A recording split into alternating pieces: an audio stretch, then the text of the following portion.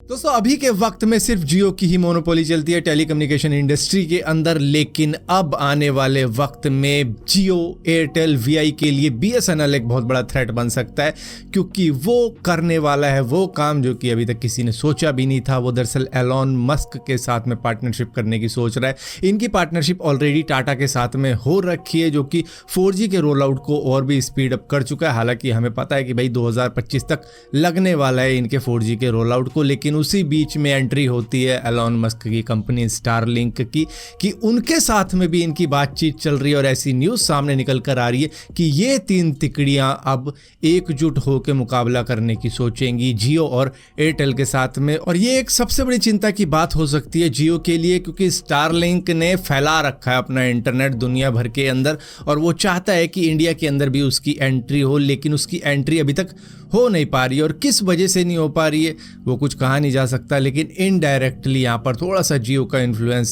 हम मान सकते हैं कि भैया जियो की वजह से नहीं आ रहा, क्योंकि जियो के सैटेलाइट इंटरनेट का अप्रूवल हो गया, रजिस्ट्रेशन हो गया, लेकिन स्टारलिंक का नहीं हुआ। वो 2021 से लगा हुआ है कि मैं इंडिया के अंदर एंटर होऊं, लेकिन वो कर नहीं पा रहा है। ऐसा क्या रीज़न हो सकता है? क्योंकि उनको कई सारी ऑब्स्टिकल सामने मिल रही हैं जिसको वो पार नहीं कर पा रहा है, लेकिन जियो पार कर गया इजीली। सो यहाँ पर डायरेक्टली तो नहीं, लेकिन इनडायरेक्टली यहाँ पर जियो का इन्फ्लुएंस जरूर हो सकता है कि स्टारलिंक के इंडिया आने के प्रोसेस को थोड़ा स्लो किया जाए, ताकि वो अपना पांव यहाँ पर जमा सके, क्योंकि वो इंडिया को अपनी मार्केट मानता है कि भैया ये मार्केट सारी की सारी मेरी है और मैं नहीं चाहूँगा कोई बाहरी प्लेयर इसके अंदर आकर अपना पांव जमाए। अब कहते हैं ना कि दुश्मन का दुश्मन दोस्त होता है, तो उसी तरीके से बीएसएनएल का दुश्मन है प्राइवेट टेलीकम्युनिकेशन, चाहे उसमें जियो हो, एयरटेल हो, वीआई हो। इन सभी ने दबा रखा है बीएसएनएल को, उभरने नहीं दिया है बीएसएनएल को इंडिया के अंदर, जिसकी वजह से आज उसकी तरफ लोग बढ़ रहे हैं, जब बाकी प्राइवेट टेलीकम्युनिकेशन ने अपने रेट स्काई रॉकेट कर दिए हैं। और स्टारलिंक का दुश्मन है जियो, क्योंकि इनडायरेक्टली किसी तरीके से वो स्टारलिंक को चाहता नहीं है कि भैया इंडिया के अंदर आए, और कुछ ना कुछ ऑब्स्टिकल आ रहे हैं स्टारलिंक के सामने ताकि वो आ ना पाए इंडिया के अंदर। तो यहाँ पर स्टारलिंक ने रास्ता निकाला है कि हम बीएसएनएल के साथ में जुड़ जाते हैं, ताकि यहाँ पर फिर फाइट हो पाए जियो के साथ में, एयरटेल के साथ में, वीआई के साथ में, क्योंकि ये कोई भी नहीं चाहेगा कि बीएसएनएल उभरे, और ना ही जियो चाहेगा कि भैया स्टारलिंक इंडिया के अंदर आए। क्योंकि जहां पर स्टारलिंक इंडिया के अंदर आने के रास्ते ढूंढ रहा है, उससे पहले ही जियो ने खुद के सैटेलाइट ब्रॉडबैंड की मार्केटिंग भी शुरू कर दी है। मतलब जिसका अता पता तक नहीं था कि ये भी कुछ सैटेलाइट का कर रहे हैं, उन्होंने भी अब शुरू कर दिया है। सो यही वजह है कि बीएसएनएल, टाटा, स्टारलिंक अब एकजुट होना चाह रहे हैं। हालांकि बीएसएनएल के साथ में टाटा तो ऑलरेडी जुड़ ही चुका है, लेकिन अब स्टारलिंक को भी ऑनबोर्ड करने की कोशिश की जा रही है कि इनको भी लाया जाए अपने साथ में। लेकिन ये इतना ज़्यादा ईजी नहीं होगा, क्योंकि यहाँ पर फिर से अप्रूवल्स ही अप्रूवल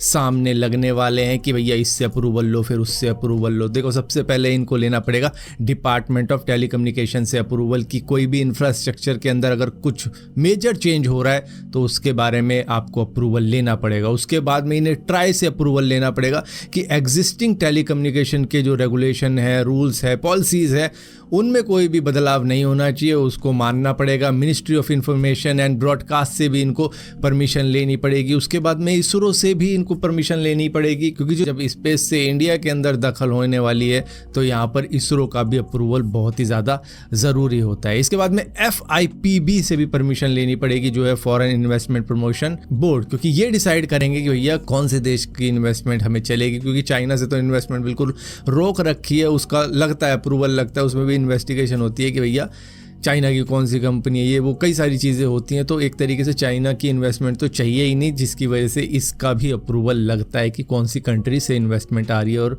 उनकी इन्वेस्टमेंट कहीं फंडेड तो नहीं है चाइना से। तो ये सारी चीज़ें भी होती है। उसके बाद में CCI का अप्रूवल लगेगा, जो है कॉम्पिटिशन कमीशन ऑफ इंडिया। ये देखेंगे कि भैया किसी कंपनी की मोनोपोली तो नहीं चल रही, कुछ ऐसी चीज़ें तो नहीं ले आएंगे ये आके कि भैया मोनोपोली कर देंगे, अनफेयर बिजनेस करना चालू कर देंगे, बाकी कंपनियों को दबा देंगे, जो कि ऑलरेडी हो रहा है, जो कि दिख नहीं रहा है फिलहाल के लिए, क्योंकि तीनों मिलकर ही कर रहे हैं ये सारी मोनोपोली, तो किसको दिखने वाली है। तो फिलहाल के लिए अब बाहर से जो स्टारलिंक आएगी, जो कि BSNL का पार्ट, हालांकि अभी भी ये रूमर्स है कि बनेगी नहीं बनेगी, लेकिन अगर हो जाता है इन तिकड़ियों का मिलाप तो भैया डेंजर होने वाला है, खतरनाक होने वाला है सभी प्राइवेट टेलीकम्युनिकेशंस के लिए। क्योंकि स्टारलिंक किस तरीके से किस तेजी के साथ में उभरा है वो आपको मालूम होगा, और BSNL के साथ में पार्टनरशिप करके वो काफी डिस्टर्ब कर सकता है इस मार्केट को। अब कई लोगों के दिमाग में आएगा कि यार क्या जरूरत है बाहर के देश से पैसा वैसा लेने की, मतलब BSNL ये अकेला क्यों नहीं कर पा रहा, भाई गवर्नमेंट उनके साथ में, लेकिन भैया कितना वो फंड कर देगी गवर्नमेंट, क्योंकि जियो एयरटेल इनसे टक्कर लेने का पैसा नहीं है BSNL के पास में, ना ही उतना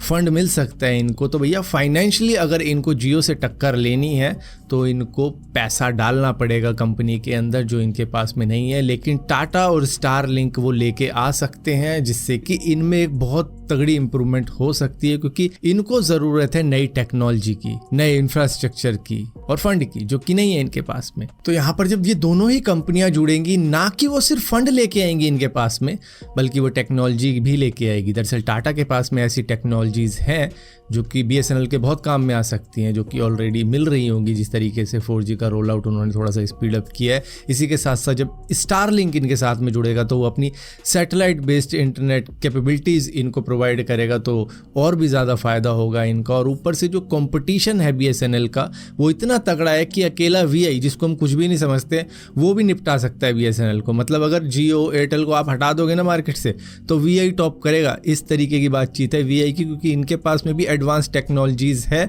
और ये ऑलरेडी ही 5G के ऊपर लगा पड़ा है। तो मतलब यहाँ पर BSNL का और प्राइवेट सेक्टर का जो गैप है ना वो बहुत लंबा चौड़ा है। कहाँ वो 5G पे लगे हुए हैं, कहाँ ये भी 4G भी रोल आउट पूरी तरीके से नहीं कर पा रहा है। तो इस गैप को फिलअप करने के लिए BSNL को थोड़ा तेज होना पड़ेगा, और वो तेजी स्टारलिंक और टाटा दे सकते हैं BSNL को। सो इसी वजह से BSNL की बात चल रही है स्टारलिंक के साथ में, और टाटा के साथ में वो ऑलरेडी बातचीत करके पार्टनरशिप कर भी चुका है। क्या पता और भी चीज़ों की पार्टनरशिप होने वाली हो, कुछ और टेक्नोलॉजीज की बात चल रही हो टाटा के साथ में। तो ऐसी बात है कि ये तीन मिलकर अब पूरी मार्केट डिस्टर्ब कर सकते हैं अगर इनकी तिकड़ी बनती है।